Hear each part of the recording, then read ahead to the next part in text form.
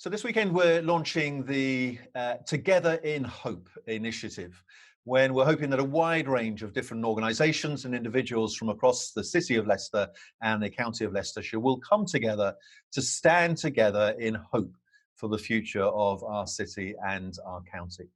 And I'm delighted that for this week's interview, I'm joined firstly by Nishan Canagarajah, who is the President and Vice-Chancellor of Leicester University, and also by Susan Whelan, who is the Chief Executive of Leicester City Football Club.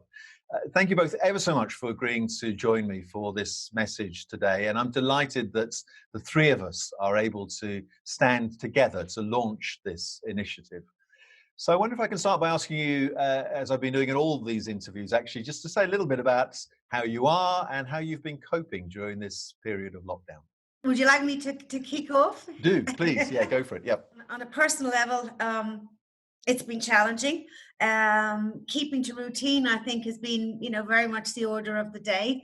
For some reason as well, I think we've all found that we're busier than ever. And that communication has been a really key part of how we've been functioning. I think on a broader basis, to take it away from the personal side, compassion, understanding, kindness are some of the most notable attributes and assets that we see within our community, and we've been trying to embrace that both internally and what we've been doing externally during this challenging time. Thank you, Martyn. I'm delighted to be here as well, and it's a great opportunity to talk about this initiative. So the lockdown, as the word that has been used, is unprecedented. So it's, in my personal situation, obviously adjusting to this new way of working and living. But it has been very positive in the sense that I've been able to spend more time with the family, which I've been so busy with work, and I've been based in Leicester for most of the week. So that has been very positive. But at the same time, being a leader, also you carry a certain responsibility for the people that work for you or in your organization. So I'm always kind of thinking about them and how they are coping during this time. But I'm very pleased to say I'm well and coping the best I can. There are some tricky issues, as you can imagine. I've got 3 children. They're all working from home, and my wife is working from home. So there are times we think our bandwidth should be faster and should accommodate more data so we can all have seamless conversations or work. But so far, everything going well. Thank you very much. But obviously concerned about the national situation and particularly the local situation. Well, I'm pleased to hear that you're doing well, and I think it's been such a varied experience, hasn't it, for so many different people, and that's part of why, obviously, we wanted to launch this initiative Together in Hope. Do you want to just say a little bit then about why we're doing this and what you hope it will achieve? Well, I have to commend you for this initiative, really, because I think it's a fantastic idea, and we are really delighted to be part of it, and that I'm able to pledge the commitment of the club to the initiative.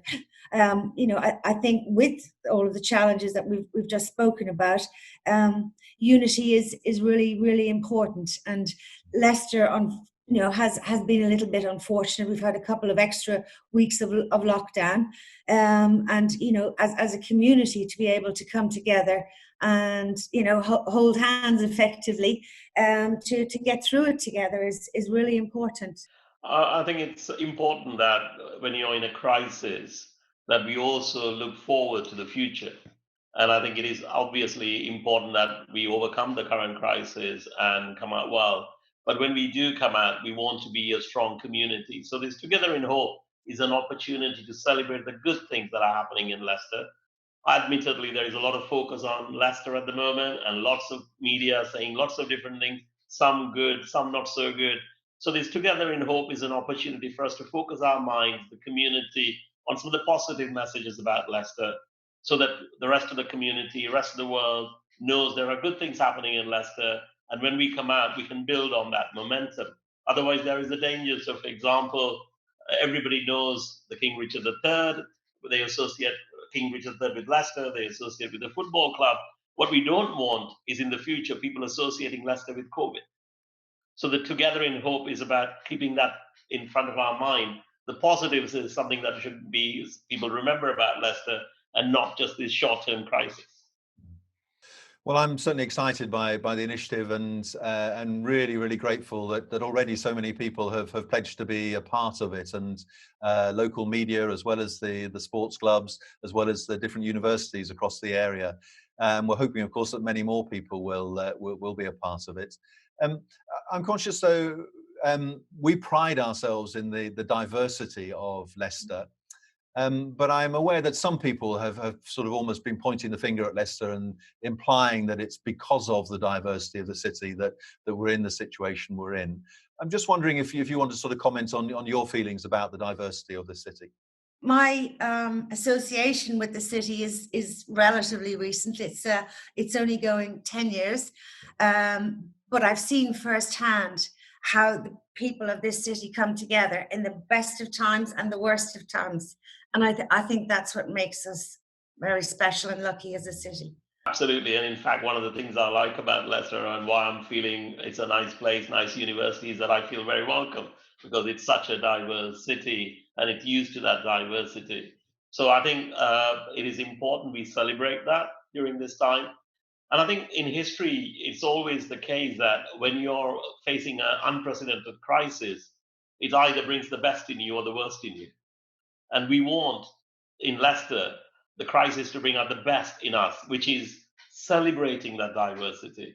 Because it is important that we show to the rest of the community and country that we take pride in the diversity. And there are lots of information about the diversity might have been the reason why Leicester is facing this situation. But I think what also is important to recognize is this crisis has shone the light in not just in Leicester, but across the country, because as we know, the number of people affected by ethnic minority people affected by COVID is disproportionately high. And there are lots of reasons for that, but it also allows us to look at whether there are particular reasons where there are certain communities in our country, in our city, are disadvantaged. So I think it is important we use the crisis to bring out the best in us, because I think it is very positive. We can learn from each other. We have a rich set of experiences to build on.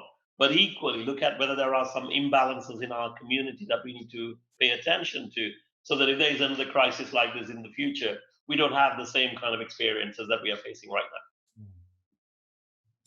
I don't think we can attribute, these health challenges to the diversity as such. I think the most wonderful thing about Leicester is that vibrancy and that diversity. And it's not just that it's the right thing to do to embrace diversity. I think I really genuinely believe it adds so much to the quality of life, both professionally and personally and socially, to be able to have that diversity. I think what's really important, though, is that we have to listen to each other, and that we share the things that are really common and those values that are common between us. And I think that's what makes Leicester really special, and that we should celebrate that and continue to celebrate it. Well, I agree absolutely, and I think there are so many good stories that can be told about that diversity, and represented indeed by our football club. So thank you for all that you've been doing in that as well. And as I say, my hope is that a lot more people are going to get on board with this initiative, and in the coming weeks, we'll be able to tell a lot of really good stories about Leicester to the wider world, as well as learning the lessons from this experience. Well, thank you so much, Nishan, and my thanks to Susan as well for being part of this today. And obviously our great hope is that this initiative will gain something of a life of its own as we tell good stories about Leicester and Leicestershire, and then as we recommit to working together for a hopeful future. My thanks to you very much.